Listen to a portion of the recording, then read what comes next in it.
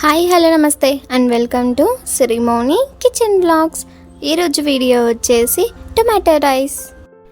చాలా ఈజీగా క్విక్గా అండ్ టేస్టీగా కూడా చేసేసుకుందాం. సో ఆల్రెడీ పిల్లలకి స్కూల్ స్టార్ట్ అవుతున్నాయి కదండి. మనం డైలీ ఆలోచించాల్సి వస్తుంది, ఏం చేయాలి, టిఫిన్కి ఏం చేయాలి, లంచ్కి ఏం చేయాలి అని ఆలోచించాల్సి వస్తుంది కదా. సో ఇప్పటి నుంచి ఆలోచించకండి, నా ఛానల్ని డైలీ ఫాలో అవుతూ ఉండండి. మీ పిల్లలకి daily recipes, lunch box and టిఫిన్కి కూడా ఏమేం చేయాలో ప్రతిరోజు నేను చేసి చూపిస్తూ ఉంటాను. సో దానికంటే ముందు ఏం చేయాలి అంటే నా ఛానల్ని సబ్స్క్రైబ్ చేసి నా ఛానల్ని సపోర్ట్ చేయండి. డైలీ వీడియోస్ మీకు వస్తుంటాయి. So let's get start our video.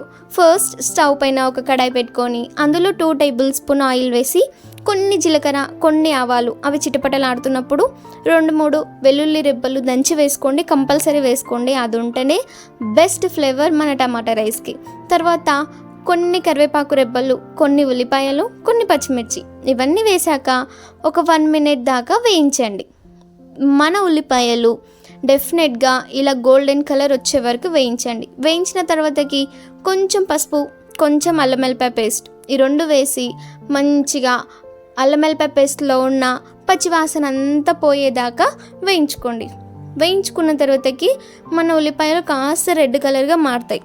అప్పుడు 4 నుంచి 5 టమాటాలు కట్ చేసి వేసుకోండి. గుర్తుంచుకోండి, 500 గ్రామ్స్ రైస్కి 4 to 5 టమాటాస్ అయితే కరెక్ట్గా సెట్ అవుతాయి.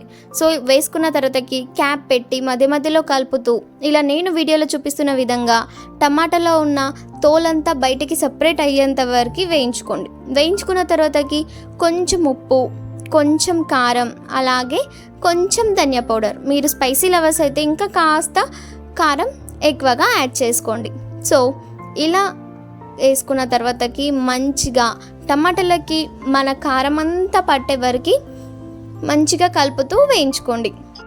వేయించుకున్న తర్వాతకి ఫస్ట్ డే మనం అన్నం వండి పెట్టుకుంటాం కదా, అదంతా పూల్గా చేసుకోండి. నేను వీడియోలో చూపిస్తాను చూడండి, ఆ మాదిరిగా చూసారా, ఇలా మొత్తం అన్నం అంతా పొల్లు చేసుకొని ఇప్పుడు మనం వేయించి పెట్టుకున్నాం కదా టమాటాలన్నీ అందులో వేసేసి మంచిగా కింది నుంచి పై వరకు అన్నం కలుపుతూ మొత్తం మనం వేయించుకున్న టమాటా అంతా రైస్కి పట్టే వరకు ఒక 3 మినిట్స్ వరకు లో ఫ్లేమ్లో స్టవ్ పెట్టేసి మంచిగా కలుపుతూ వేయించుకోండి.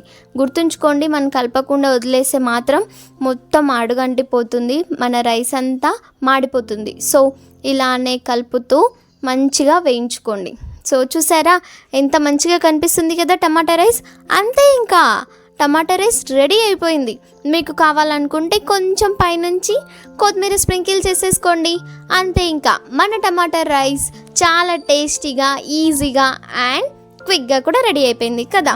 ఎలాంటి మసాలాలు లేకుండా చాలా టేస్టీగా ఇంట్లోనే మంచిగా చేసి మీ పిల్లలకు పెట్టేయండి, అలాగే మీరు కూడా తినేయండి.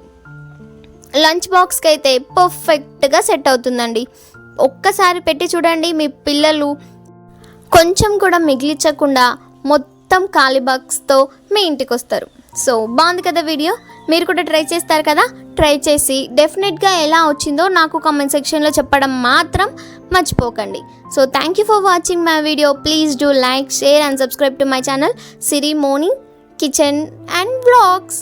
Thank you, bye, see in the next video. అలాగే ఇప్పుడు మా ఛానల్ ఇన్స్టాగ్రామ్లో కూడా ఓపెన్ అయింది. So please do follow on Instagram Sirimoni and kitchen blogs. Thank you, bye.